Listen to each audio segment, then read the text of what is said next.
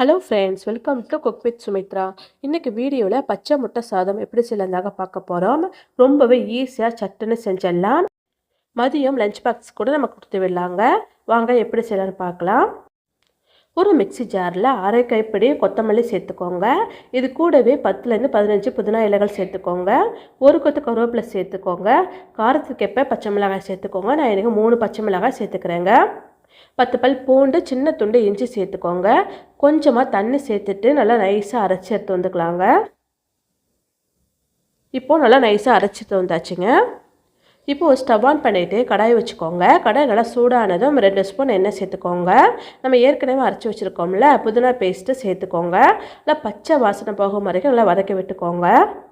மிதமான தீயிலேயே வச்சு நல்லா வதக்கி விட்டுக்கோங்க.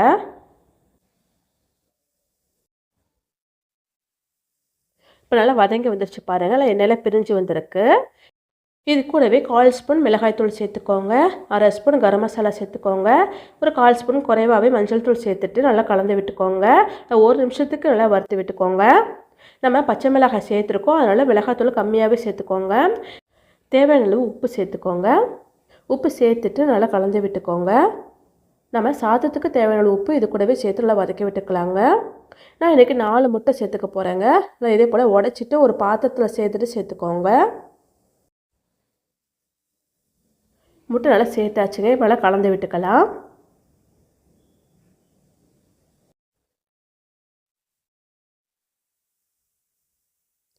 கலந்து விட்டுட்டு நல்லா லோ ஃப்ளேம்லேயே வச்சு வேக விட்டுக்கோங்க. முட்டை இளமெல்லாம் வெந்து வரணுங்க.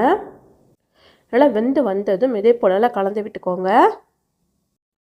முட்டை பொரியல்லாம் பண்ணுவோம்ல, அதே போல் நல்லா கலந்து விட்டுக்கோங்க. இப்போ முட்டை எல்லாமே நல்லா வெந்து வந்துருச்சுங்க. இப்போ நம்ம இது கூடவே சாதம் சேர்த்துக்கலாம். நான் இன்றைக்கி 1 கப் சாதம் வடித்து ஆற வச்சு வச்சுருக்காங்க, அதை நம்ம சேர்த்துக்கலாம். சேர்த்துட்டு நல்லா கலந்து விட்டுக்க போகிறேங்க. அடுப்பு சிம்லேயே இருக்கட்டுங்க.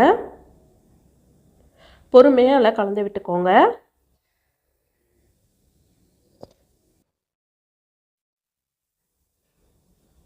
கலந்து விட்டாச்சுங்க. இப்போ கடைசியாக கட் பண்ண கொத்தமல்லி சேர்த்துக்கலாம்.